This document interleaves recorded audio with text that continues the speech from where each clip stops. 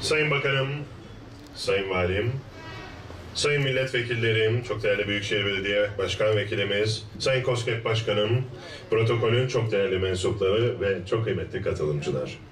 Türkiye Cumhuriyeti Sanayi ve Teknoloji Bakanlığı'nın program otoritesi olduğu, Türkiye Cumhuriyeti ile Avrupa Birliği tarafından desteklenen Rekabetçi Sektörler Programı kapsamında KOSGEB Gaziantep İl Müdürlüğü ile Gaziantep Ticaret Odası işbirliğinde yapılan proje ile kurulup şehrimize ve bölgemize kazandırılan Gaziantep Bölgesel Endüstriyel Tasarım ve Hibrit Modelleme Merkezi'nin açılış törenine hepiniz hoş geldiniz. Sayın Bakanım, gönderdikleri telgraflarla hem merkezimizin açılışını kutlayan hem de size selam ve saygılarını sunan protokole ait zevatın isimlerini arz ediyorum. Bölgesel Endüstriyel Tasarım ve Hibrit Modelleme Merkezimizin hedefi, Gaziantep ve bölgenin çalışkan, üretken firmalarına destek olmak, ürün ve hizmetlerine değer katmaktır. Bu noktada Gaziantep Ticaret Odası adına gurur duyduğumu belirtmek isterim.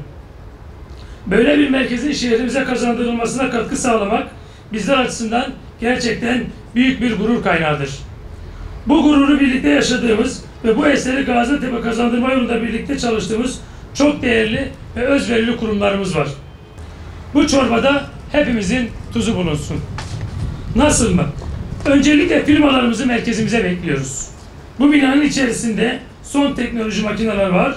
Bu binanın içerisinde genç yürekler, genç yetenekler ve uzmanlar var. İş dünyamızın değerli temsilcileri, kıymetli basın mensupları, hanımefendiler, beyefendiler, hepinizi hürmet ve muhabbetle selamlıyorum. Bildiğiniz üzere Avrupa Birliği ile ülkemiz arasındaki mali işbirliği kapsamında uygulanan Rekabetçi Sektörler Programı bakanlığımızca yürütülüyor.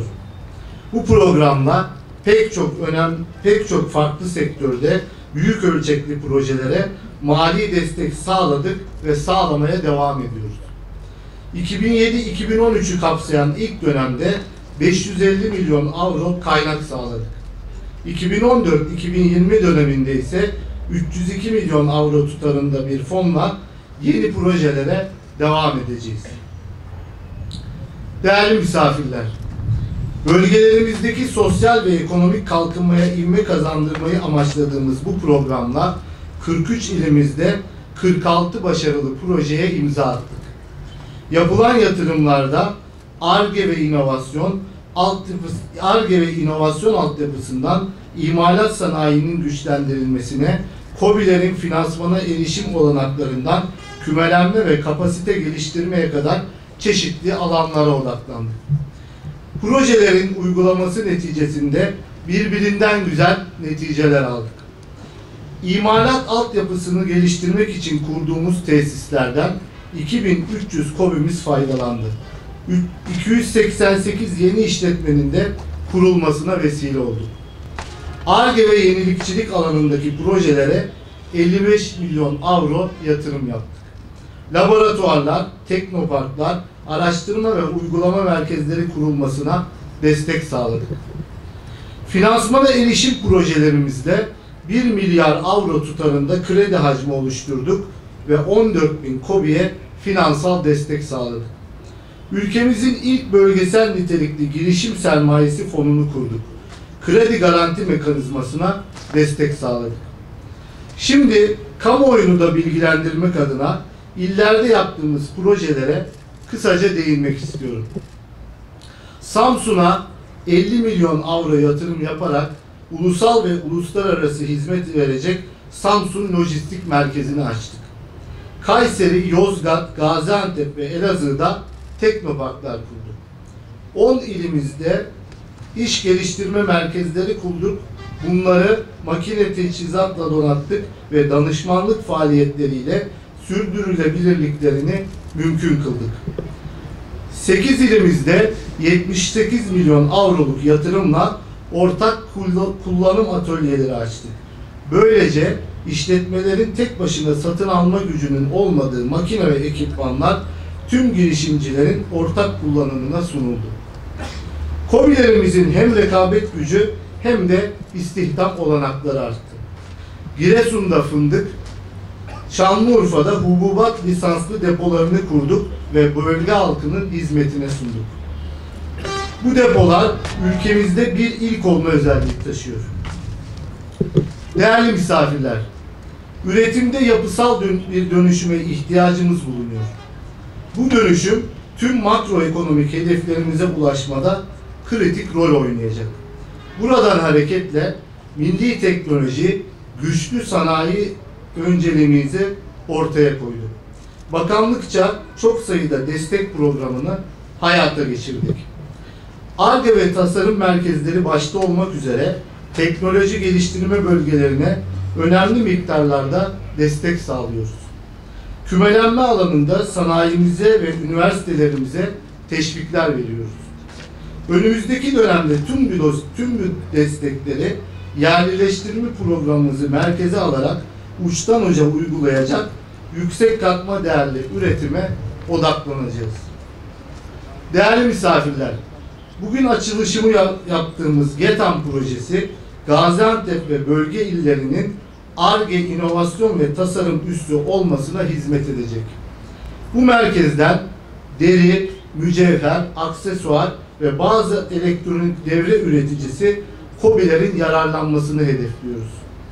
Girişimci ve KOBİ'lerin ortak kullanımı için tasarım ve modelleme ekipmanları, deri ve aksesuar üretimi için gerekli makineler temin edildi. Firmalarımız son teknoloji ürünü bu donanımdan faydalanarak tasarım, modelleme ve üretim yapabilmekte, ürünlerini test edebilmektedirler. Merkez faaliyetleri sadece Gaziantep'te sınırlı kalmayacaktır. Buradan başlattığımız yenilikçilik hamlesi bölge illerini kapsayacak şekilde genişletilecektir. GETAM'la birlikte daha rekabetçi hale gelen KOBİ ve girişimciler oluşturdukları istihdam, katma değerli ürünler sayesinde bölgenin sosyoekonomik gelişimine önemli katkı sağlayacaklar. Değerli misafirler, Rekabetçi Sektörler Programı kapsamında Nisan ayında araştırma ve geliştirme, teknoloji transferi ve ticarileştirme başlıklarında 53 milyon avroluk yeni çağrı yaptık. Gelen talepler arasından kriterlerimize uygun olan farklı projeleri seçtik. Bunların bir an önce uygulamaya geçmesi için var gücümüzle çalışıyoruz. Öte yandan kümelenme, sanayi ve turizm altyapısının iyileştirilmesi alanlarındaki proje desteklerimiz de devam edecek. Gün anısına bir armağanımız olacak. Sayın Başkanımızı da sahneye davet edeceğiz. Buyursunlar.